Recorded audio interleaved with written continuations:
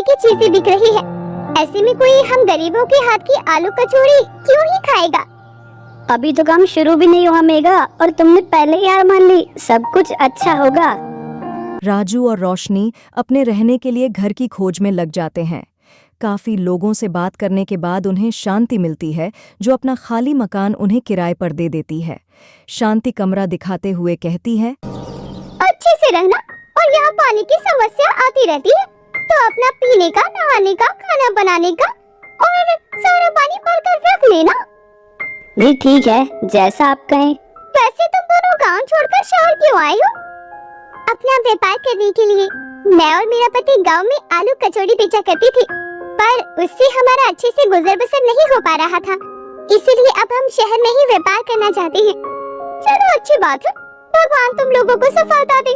जल्दी ही राजू अपने घर के पास बाजार में आलू कचौड़ी बेचना शुरू कर देता है, जहां पहले से ही कई तरह के फास्ट फूड के दुकानदार अपनी दुकानें लगाते थे। इस कारण राजू की दुकान पर कम लोग ही आते थे। जितना माल राजू बनाता, उसका आधा ही बिकता था। इससे राजू परेशान होकर अपनी बीवी रोशनी से कहता है, मेघा कुछ समझ नहीं आ रहा है। यहाँ पर तो लोग फास्ट फूड के इतने दीवाने हैं कि कोई आलू कचौड़ी को खाना पसंद ही नहीं करता है। जी, अगर आलू कचौड़ी नहीं बिकी तो हम फिर क्या करेंगे? कमरे का किराया भी तो देना है। मेघा कोई ऐसी जगह की तलाश करनी होगी जहाँ पर लोग आलू कचौड़ी को पसंद करें और सस्ते दाम में आलू कचौड़ी लेना भी चाहें। ऐसी जगह कहाँ हो सकती है? जी सुनिए ना, हम रेलवे स्टेशन पर आलू कचौड़ी बेचना क्यों नहीं शुरू करते हैं? वैसे भी रेलवे स्टेशन पर हर तरीके की दुकान होती है। अमीर गरीब जरूरी तो नहीं कि हर किसी की जेब में बहुत सारी नोट हो। वहाँ पर हमारा आलू कचौड़ी का व्यापार अच्छा चल सकता है। तुम सही कह रही हो मेघा, मुझे स्टेशन पर ही आलू कचौड़ी बेचने का काम करना चाहिए, पर स्टेशन पर आलू कचौड़ी बेचने के लिए हमें किसी से मदद लेनी होगी। राजू और रोशनी इतनी ही बात कर रहे थे कि शांति वहां आ जाती है और उनकी बातें सुनकर कहती है, अरे चिंता क्यों करते हो? मैं हूँ ना, मैं तुम्हारी मदद करूँगी। मेरे पति की स्टेशन मास्टर से अच्छी जान पहचान है, वो तुम लोगों का ठेला लगवा देंगे वहाँ पर। आपका बहुत बहुत धन्यवाद मालकिन। शांति वहां से चली जाती है और अगले ही दिन अपने पति से राजू और रोशनी के बारे में बात करती है।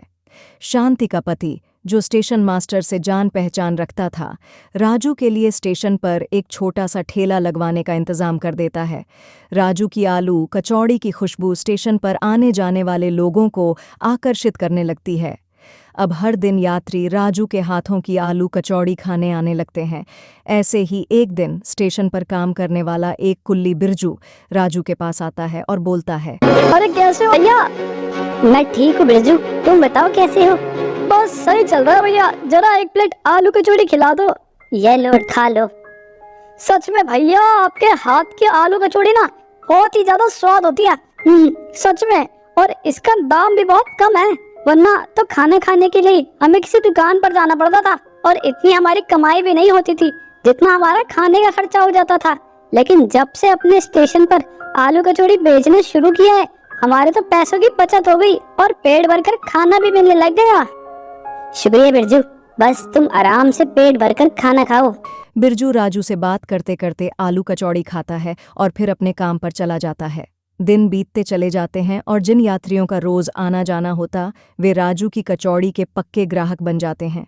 कोई भी दिन ऐसा नहीं जाता था जब वे राजू के हाथ की आलू कचौड़ी न खाएं। एक दिन राजू आलू कचौड़ी का ठेला लगाकर सामान तैयार कर रहा होता है कि तभी मोहन नाम का एक अमीर आदमी हाथों में कई सारे बैग लिए जैसे ही राजू के ठेले के पास से गुजरता है, उसके बैग से टकराकर सारा सामान गिर जाता है और उसका काफी नुकसान हो जाता है। मोहन कहता है, तुम्हें खाना ही बेचना है तो कहीं और भी बेच सकते हो तुम। क्या ये बीचों बीच ये ठेला सा लगा के बैठे हुए हो? मेरा सारा बैग और कपड़े दोनों गंदे कर दिया तुमने। साहब आप कैसी बात कर रहे हैं? मैं तो अपनी जगह पर ही खड़ा था ना, बल्कि आपने ही मेरा नुकसान कर दिया। औकात से ज्यादा की बात मत करो, जानते भी हो मैं कौन हूँ। इस शहर की सबसे अमीर हस्तियों में से एक हूँ और तुम मुझ पर नाम लगा रहे हो। साहब मैं कोई नाम नहीं लगा रहा, गलती तो है ही आपकी, आपको देखकर चलना चाहिए था। अब मैं ग्राहकों को आलू कचौड़ी कैसे खिलाऊंगा? आपकी वजह से मेरा कितना माल बेकार हो गया, आप इसका हर्जाना भर दो। राजू की बात सुनकर मोहन को गुस्सा आ गया और उसने राजू के मुंह पर एक करारा थप्पड़ मार दिया। साथ ही स्टेशन मास्टर से उसकी शिकायत भी कर दी। शहर का अमीर आदमी होने की वजह से स्टेशन मास्टर को बात माननी पड़ी और अगले ही दिन से स्टेशन मास्टर ने राजू को स्टेशन पर ठेला लगाने से मना कर दिया। जब ये बात रोशनी को पता चलती है तो वह कहती है, कैसे अजीब लोग हैं शहर में, अपनी गलती भी नहीं मानते और अपने हक का पैसा ही तो मांगा था। कौन सा कोई फ्री का पैसा मांगा था आपने। अब हम दोनों पति पत्नी क्या करेंगे। कुछ समझ में नहीं आ रहा है मेघा कि हम क्या करेंगे। इतनी मुश्किल से तो आलू कचौड़ी का व्यापार चलाया था, अब न जाने क्या होगा। जहां एक तरफ गरीब राजू अपने आलू कचौड़ी का ठेला बंद होने से परेशान था, वहीं स्टेशन पर भी ग्राहक हर दिन राजू के न आने से चिंतित होने लगे थे। वे अब ट्रेन की बातें कम और राजू के बारे में ज्यादा पूछने लगे थे। इन सभी के बीच एक दिन बिरजू स्टेशन मास्टर के पास जाकर कहता है, मास्टर जी, मैं जानता हूँ कि आप जानते हैं अर्जुन की गलती नहीं थी, फिर भी आपने मोहन साहब की बात मानकर उसका ठेला बंद करवा दिया। आपको नहीं लगता कि आपने बहुत गलत किया है? किसी गरीब के हाथों से उसकी रोजी रोटी छीनकर आपने गलत किया है। मेरी माने आप अर्जुन को वापस बुला लीजिए। स्टेशन पर ग्राहक तो ऐसे भी हैं जो सफर खरीदने के लिए नहीं बल्कि पेट भरने के लिए आया करते थे। बिरजू की बात सुनकर स्टेशन मास्टर हाँ में सिर हिलाता है और बिरजू को राजू को वापस बुलाने को कहता है। इसके बाद बिरजू राजू के घर जाता है और सारी बातें बताता है। तब राजू बिरजू के गले लगते हुए कहता है, तुम्हारा बहुत बहुत धन्यवाद दोस्त, जो तुमने स्टेशन मास्टर से मेरे लिए बात की। मुझे लगा नहीं था कि स्टेशन मास्टर मुझे फिर से दोबारा आलू कचौड़ी बेचने का मौका भी देगा। कैसी बात करती हो दोस्त, एक गरीब ही दूसरे गरीब का दुख समझ सकता है। मैं बहुत अच्छे से जानता हूँ कि इस बड़ी आबादी वाले शहर में हम जैसे गरीब लोगों के लिए पेट भरना बड़ा ही मुश्किल है। इतना कहकर बिरजू वहां से चला जाता है और अगले दिन से राजू फिर से आलू कचौड़ी का ठेला लगाना शुरू कर देता है। राजू को वापस स्टेशन पर आलू कचौड़ी बेचते देख यात्री भी बहुत खुश हो जाते हैं। एक दिन जब मोहन सफर से लौट रहा था तो उसका फोन गलती से ट्रेन में छूट जाता है और उसे जोरों की भूख लग रही थी।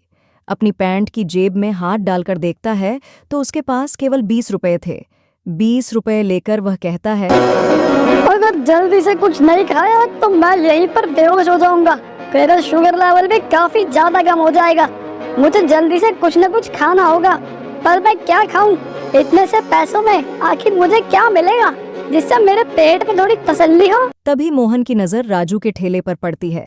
मोहन को आते देख राजू उसे पहचान जाता है।